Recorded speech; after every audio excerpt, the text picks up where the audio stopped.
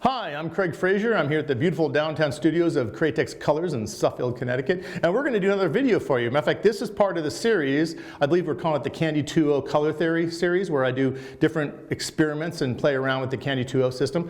And this one is actually based on questions that come into Cratex Colors at the Tech Forum, and I highly recommend you continue bringing them in because our videos, a lot of our videos are based on your questions and you working with them hands-on. Not to mention a couple of things that I come across too. So this one was a question that was pondered about how to make a Jolly Rancher type candy, and whether we would go with emerald green or go with the poison green. And I tend to say, well, you know, I would go with the emerald green for the sour apple Jolly Rancher, and there's also a lime type Jolly Rancher type candy that's more of a poison. But I would go with the emerald green, and I would lean it towards a candy lemon yellow. And then, but I also want to show what we can do in the opposite direction. Now we can keep that same emerald green and use the complementary color, kind of darken or brown it out and go the opposite direction, making a real deep kind of an olive drab candy almost by using a complementary candy. And so we're going to do two different things in this video. What I'm doing behind me, if you're wondering, I got some Quicksilver in my airbrush, and I am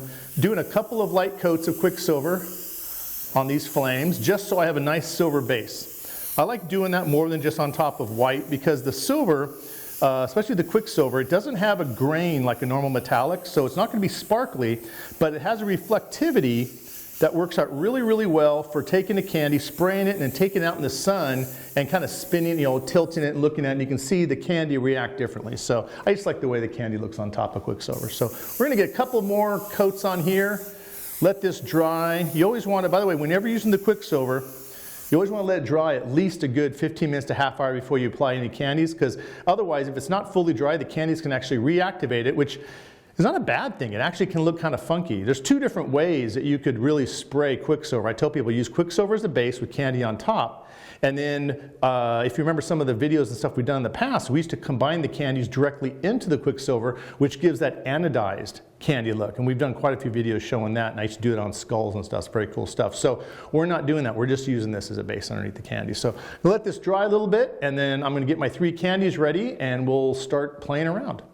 Okay, we're back, and I mixed up my green. I went with a classic 3-to-1 mix, 3 parts candy to the 1 part of the 40-50, and then added about 5% reducer. I don't need to go really heavy on the reducer with the candy, and gave it a good stir and let it sit for 15 minutes. I say this all the time in every video, and I will continue saying it every time in all the videos. 15%. Another thing I will say all the time in every video, 40-11, not 40-12, not 40-20, not 40 whatever other number you can imagine, 40-11 reducer. That's what you want to use, 40-11. So, my favorite reducer? No, my only reducer when it comes to Cratex. So, if I don't have any 40-11, what am I going to do? Am I going to use 40-12? Am I going to use 40-13? Am I going to use 40-20? No, you know what I'm going to do? I'm going to use deionized water. How's that sound? So, got that all mixed, got it sitting for 15 minutes. It's happy. Our Quicksilver's dry, it's happy, so I'm going to come in, grab my trusty Eclipse CS, load up some of this. Now this is just pure emerald green, so we're not doing any color mixing at this point. I'm going to come in and just spray this so you can just see the base color of the green on this flame. And I'm going to come in really light. You always want to come in light, because if you come in heavy, you can't take it back. You can always like, oh, I went too light. Okay, do another coat. Oh, I went too heavy. Oh, you're screwed. So this is barely a coat, and you can see the color really coming through.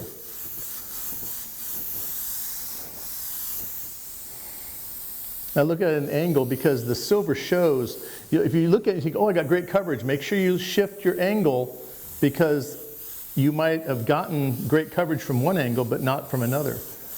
Now, I could continue darkening this and darken this and darken this, but I want to keep it kind of the way it is right here. I'm going to leave this airbrush full of emerald green if I'm going to modify anything with darker emerald later on. Just use the pure emerald. I'm going to leave this alone, put it back over here, not touch it, put it on my stand, and grab another brush. This is another Eclipse CS. Good, it's empty, but sometimes it's not. And what I'm going to do is I'm going to add a little bit of emerald green, probably and go 50-50 mix of emerald green and a 50-50 mix of lemon yellow candy. We already had mixed up and already had sitting. So it's all reduced and made up, and go 50-50. Now, is there a reason why I'm not mixing that in a separate cup as a separate color? I just want to go 1-to-1. I can eyeball that in my cup. I didn't want to mix up a whole another cup. No need for that. And I may be adding more or less of the colors later on. So I just wanted to like add some more lemon yellow to it, and we're going to line this out. And this color should, theoretically, I'm going to spray it over here first a little bit, see if it is. You know, I want a little bit more lemon in there. That's why I left a lot of gap in there. And you always want to leave, never fill it to the top, ever. The reason is you want to fill it to the top. If you're filling it to the top, you better make sure it was already mixed, because it won't be doing any mixing, it's just going to sit in there. Always leave at least a quarter of the cup empty for agitation purposes. And spray 1001, 1002, 1003. That clears out. 3 seconds is all it takes to get rid of the cone and the galley in there of paint. And then now we're back to whatever was being mixed. Otherwise, you're spraying the stuff that was there before. Okay, got that in here. You know, I need to bring my pressure up. I had it low from a previous video. That's a 30 psi. Ooh, that feels good. I'm going to come in, and you see this is quite a bit more limey. Now, you say, well, it just looks like poison green. It's actually a little bit of a different hue than poison green. Don't want to get too wet.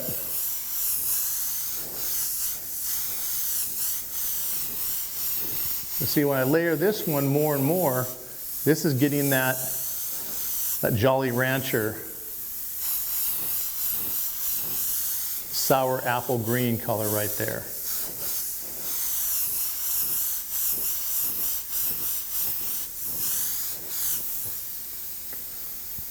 You see, just adding a little bit of that lemon yellow pushes this green. Now this green itself is more blue than that. Now originally you would say there wasn't any blue in this green right here. Well, by comparison to what it is up here, there is. Understand that when you're ever talking about a color, you're always talking about it in relationship to the other primaries. In this case, this color right here is not a primary, it's a secondary color. Green is a combination of yellow and blue, therefore it makes green. I called it the Ziploc color theory. The thing is, so whenever you're talking about green, you're talking about it in relationship to its two primaries. How much blue's in it, how much yellow's in it, because that's all there really is in pure green.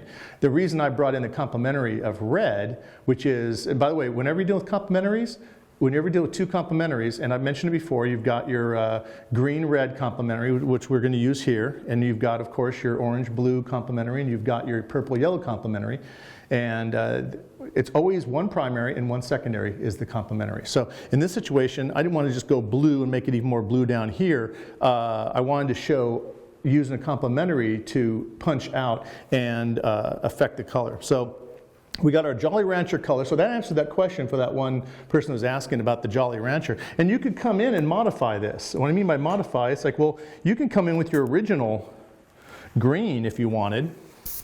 Your original emerald green, which is still in this airbrush, and I could come in and blend it from the back and darken it so that it becomes a fade.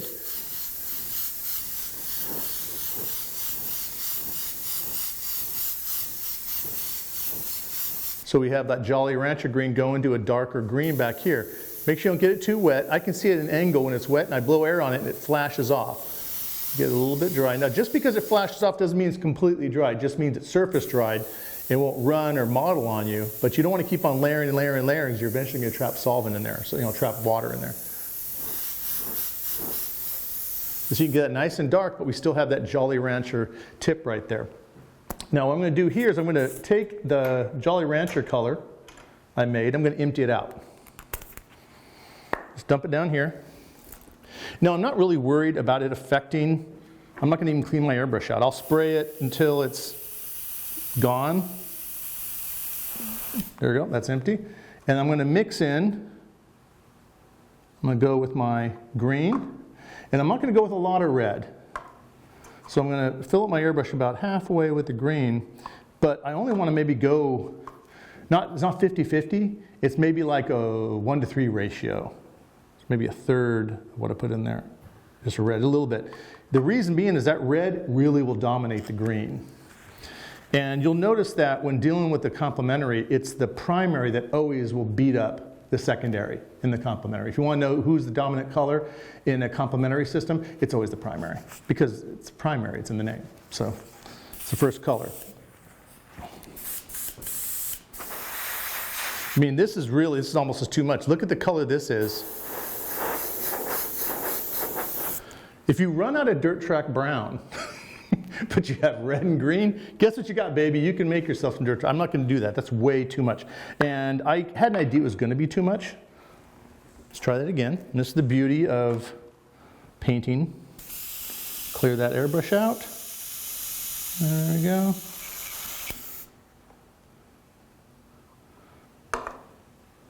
Let's go even a very, very small amount. There we go. So it's a couple of drops in whatever was left in the brush. And that sounds like it not being enough. That might be all we need. I just want to darken the green a little bit. I want to kill it. And let's look at this green now. Well, let's see.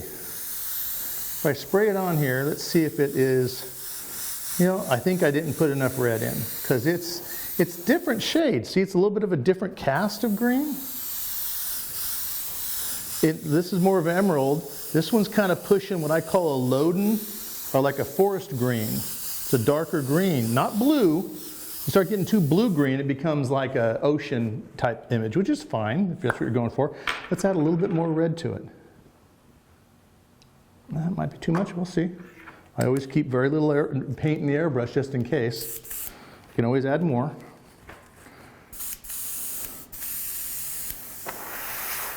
Okay, let's see how this comes in.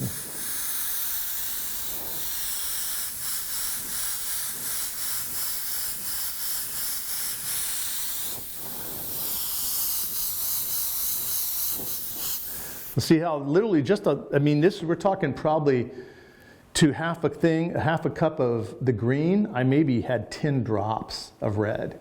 And it did that right there. Let's blow that until it dries. It's starting to mottle a little bit. I caught it in time. Flash dry it. Is it dry? Is it dry? It's dry enough. I'm going to add a little bit more of the red.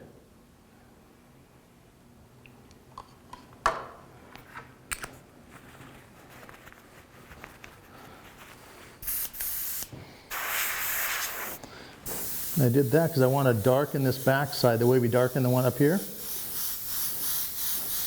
And this almost will give me, by itself when you spray that, that's almost like an olive drab candy right there. It's hard to see on the paper because the paper's kind of dark anyway.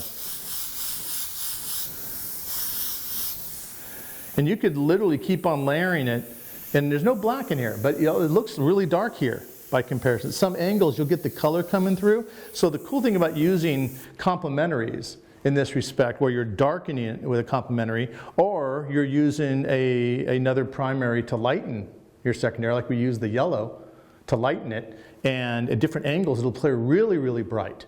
At other angles it'll appear a little bit darker. At certain angles, at this angle I'm looking at here, this to me right here looks black. And so at nighttime, you could have a set of flames on a car that appear black until the light hits it and you're like, oh crap, that's green. Kind of cool in that respect. These are the fun things you can do when you're playing around with the candies. And I highly recommend when you're experimenting, don't experiment just on, don't experiment on your clients' vehicles. I do all the time, so I'm kind of being a hypocrite here. But I do that always take into consideration. Like if I know I'm going to experiment, and if something goes wrong, I can always fix it. And sometimes I'll take that into account in the time I'm working on the vehicle, because a lot of times if I have a lot of clients, I don't have the time to actually do experimentation on separate panels. I'll do panels to show the client, but the client's like happy, and I'm doing something, and halfway through the job, I'm like, I got an idea. I want to try something, see if it works. It might save us time, might look better. I'll do it. If it doesn't work, I'll stay late and fix it. No one will ever know. I don't really make it a big habit of broadcasting my screw-ups. As a matter of fact, all my screw-ups are on video. I do that because that's the only time they're worthwhile. Screw-ups that are left on a vehicle will cost you jobs. Screw-ups in a video, it's like, ooh, he's helping me. He's telling me how to make mistakes. It's like, you're all going to have mistakes. Depends on how you deal with them. Now, I'm back to this Jolly Rancher green color. I actually want a little bit less green, more yellow, so I'm going to go really hyper on the yellow here. So this is more yellow than green. And I want to show this because I can come in and bring this color in on the tip of this one here.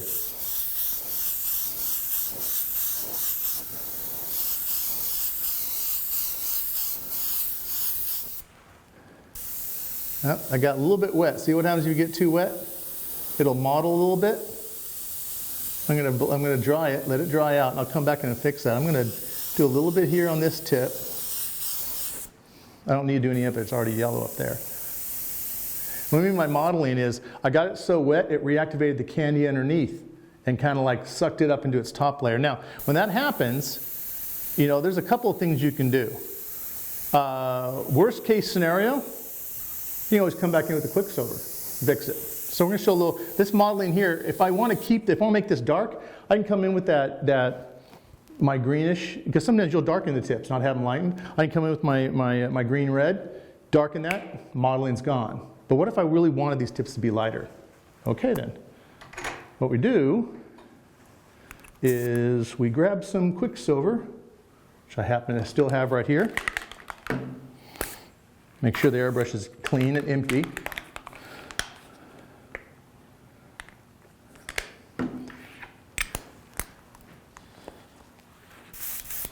Make sure this is dry. It's still a little tacky. I want to make sure it's dry. A little force dry it right here. And in a perfect situation, I'll let it go do something for 15 minutes. But for the video, we'll just leave it. It'll be okay. I'll show you how you can. I pussyfoot that silver in really lightly. I want to cover up the modeling and lighten that area.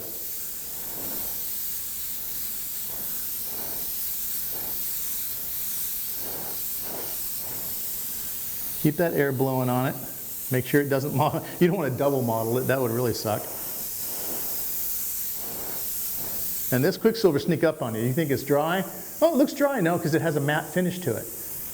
I've seen it matte and I'm like, oh, it's dry, handprint. It's like, nope, not dry yet. So keep that air going on.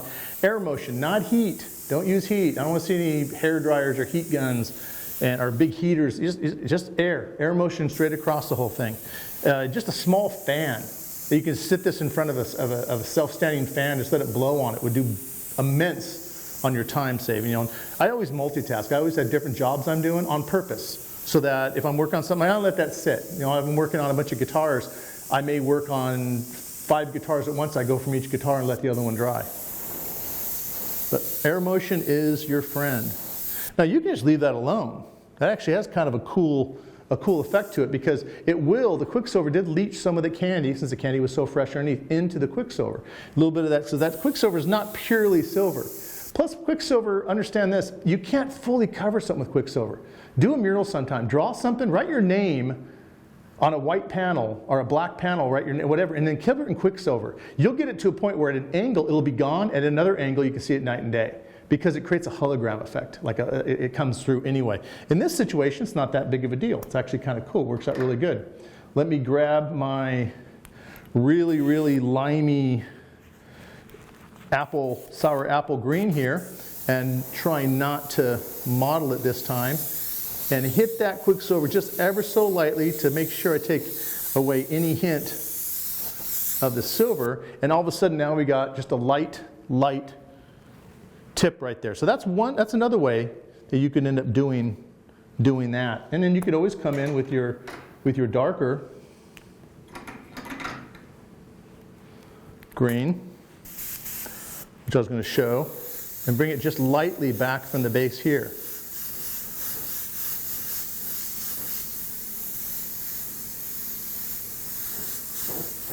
So we got our normal emerald where we have a tip and a dark. So these are just using our 4 elements here, one element being the Quicksilver, and then our 3 colors, which is lemon yellow candy 2.0, the emerald green candy 2.0, and then the blood red candy 2.0. You can create all these different effects. I mean, you could have also misted. We could have done what's called dry mixing, which I could have gone on top of this green with red, and just pure red very lightly.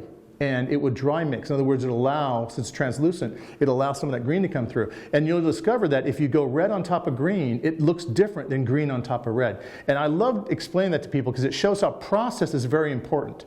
If I mix yellow and I pour green into it and stir it up, is it different than if I pour green in there and put yellow in and mix it up? No, it's combined. In this situation, you're at the mercy, no matter how I mix that, whichever color I add first doesn't matter in the cup. but it does matter on the surface. So when people talk about it's a process thing, and some people say, oh, process is just for time saving, process is just for strategies, process doesn't affect the way things look. Oh, bullshit, process affects a lot. Process can actually give you a completely different color hue. Because you may say, oh man, I do not like red on top of green. Doesn't look good, it looks kind of muddy. But you go green on top of red and you're like, ooh, that looks kind of cool. Because the process in this situation, especially with transparent colors, because their color depends on what's underneath. The process is important. Understand that process is more important in transparent than it is in opaque. Because opaque kind of covers up your past sins and gives you new sins. You know, just here's some new problems right there. It just covers it up and it's buried underneath there. With transparent paints, you're completely dependent on what's in the background. You know, because the light's going through, hitting the base, bouncing back, and that's what your eye sees, is the whole shebang. Opaque is like what you see is what you get, pink, pink, right off the top. There's no depth whatsoever. So you want depth? Transparent paints. You know, depth of field, basically distinctness of image, DOI factor.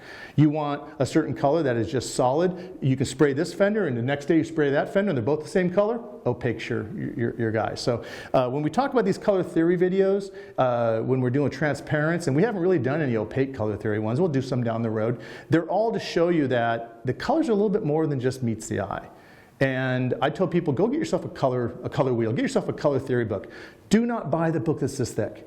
That's the college one. Trust me, I was in college long enough. Do not buy this one. Buy the thinnest one you can that comes with a color wheel. Throw the book out and just look at the color wheel, because that's all you really need to do. And then after you're done looking at the color wheel, don't believe it, use it. Because you'll be surprised at how just a color wheel and experimentation will give you a lot more information than that freaking book. So hope you enjoyed this, and that's it for this video on our emerald green, our Jolly Rancher, sour apple color right there. And keep the questions coming in. We'll do more videos from you. Until then, my name's Craig Fraser, and from the downtown studios of Suffield, Connecticut and Createx Colors, I will see you next time. Hey, my cameraman reminded me that I hadn't shown you the panel unmasked yet, which is, in videos, that's like the worst thing you can ever do. That's like just, it's a Soprano thing where we just went to black and didn't let you know what happened. So there it is, unmasked, and you get to see the beauty of all the colors against the best contrast of all time, black. And you can see we got our nice Jolly Rancher sour apple up here with a little bit of a dark fade. We've got our standard emerald where we let the light tip and the dark fade, and we've got the complementary green with a really super dark, where if we continued adding that, we could have gone root beer on this. There's a term some people, they used to use the term candy apple because it was a combination of red and green, and I don't like that term because candy apple, I always think of the candy red apple, but when mixing a green and red, you can get that cool olive drab green look where certain angles it's red, other angles it's green, and you can get that enough when playing around with it. But it also comes down to, I would highly recommend not just mixing the colors I did here. Remember, try spraying green on top of red, red on top of green, yellow on top of green, red. Try seeing the process. You may discover some colors, process-wise, are the same when you spray them. No big deal. Others, big deal, and then store it in the back of your head. You may say, oh God, that looks horrible. I won't do that. Good. Don't do that again. Or you may do something, oh, that's kind of a bitchin' color. Do that one again. Simple enough. So that's it. And again, from Createx Colors, I will see you next time.